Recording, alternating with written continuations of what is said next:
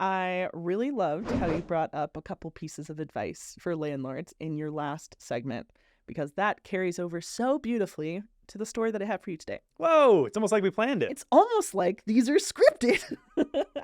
Okay, so this story comes to us once again from Reddit. Author is Right Nut.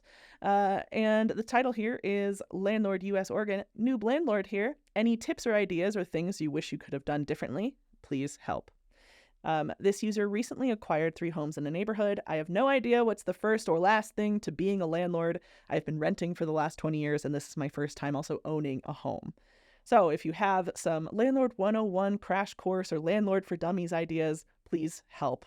I'm planning to turn this triplex into short-term rentals, likely 6 months with option to renew month to month. Thanks. Well, first of all, congratulations on getting into the rental property investment game. It is a really wonderful way to build wealth as long as you are structuring your business correctly. So off the jump, Jonathan, I'm curious, what is the first thing you would point a new landlord to when they are trying to build up their business? Well, my first thought with this person in particular, they say, first time being a landlord, have been renting for the last 20 years, and this is my first time also owning a home. I think that's a good place to start. They've been renting for 20 years. I'm assuming that means they've had many different landlords, good, bad, weird, sure. So they know from being a tenant what a good landlord looks like. And I think that's a really good place to start, is to think about what made that landlord good. Is it because they weren't asking me questions about everything and they were all up in my business, checking out medication that I might have kept in the fridge, for instance, referencing our last segment? They know what makes a good landlord from the tenant side. So be that. Start there, right? You're on the other side of the equation now. That doesn't mean that it has to be completely alien to you. You understand what it is to rent a property or now to rent out a property. So that's a good starting point. It's a great starting point. Thank you. Yeah, you're good at this. I agree, though. I think taking your experience as a renter and using that to structure your business is a wonderful way to start things off on the right foot. I would also point you to your local and state laws. Make sure that you are up to date with what's expected of you in Oregon and in whatever specific city and county that your rental is located in. And keep up to date with those laws because things often shift during flight. With that in mind, you can go to turbotenant.com/state and start checking out what we have for Oregon specifically.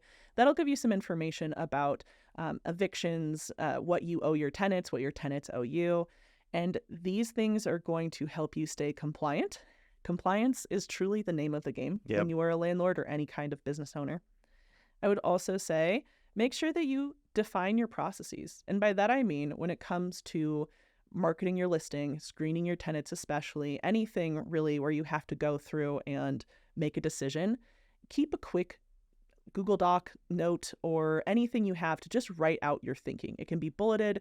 It could be whatever you want. If you want to release a tome of all of your knowledge and all of the decisions you've ever made regarding your rental, I will not stop you. I physically cannot. But just having some kind of notes in place will help you hone your processes over time.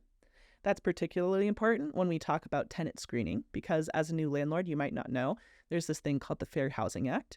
It was put in place like 1968 following the assassination of Martin Luther King Jr.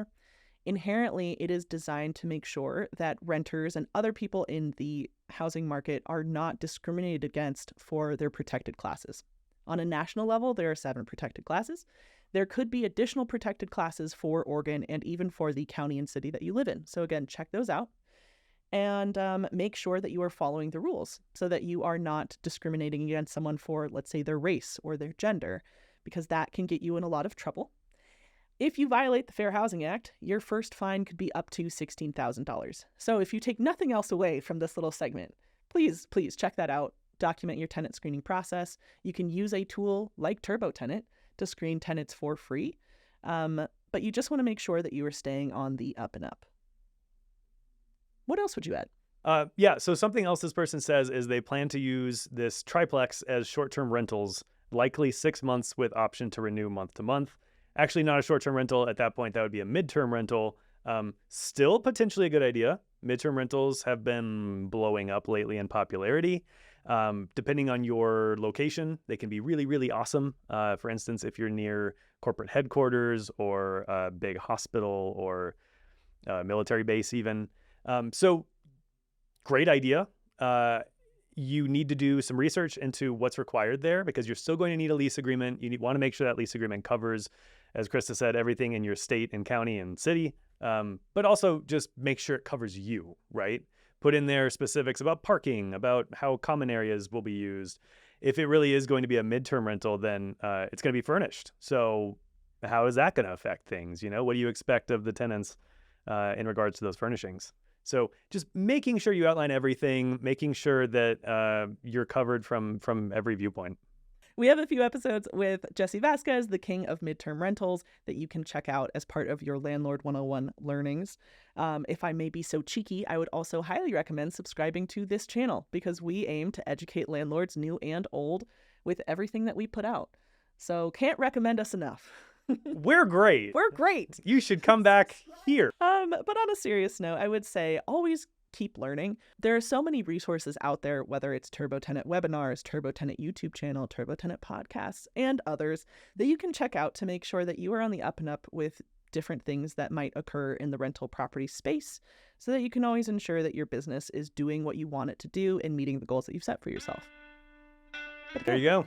Congratulations.